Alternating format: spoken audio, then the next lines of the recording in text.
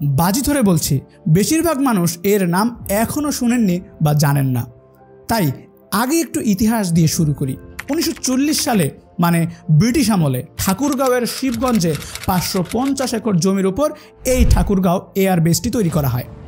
এরপর থেকেই ব্রিটিশ ও পাকিস্তান আমলে এই এয়ারবেস খুবই গুরুত্বপূর্ণভাবে ইউজ হয়ে আসছে। এরপর কেন জানি 1965 সালে ইন্দো পাক যুদ্ধে ইন্ডিয়ান এয়ারফোর্স এই ঘাঁটিতেই আক্রমণ করে, যার জন্য এটার বিরাট ক্ষতি হয়।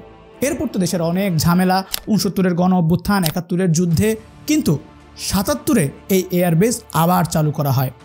অবশ্যই মেরামত করা হয়েছিল, কিন্তু কি এক অজানা রহস্যের কারণে সেই ঘাঁটি 80 সালের মধ্যেই বন্ধ হয়ে যায়।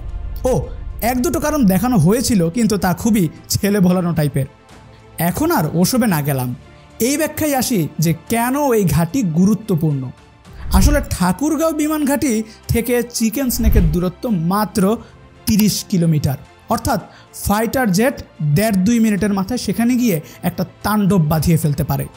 আর আগেই তো বলেছি, চিকেন স্নেক শেষ মানে ভারত 2 ভাগ হয়ে গেল।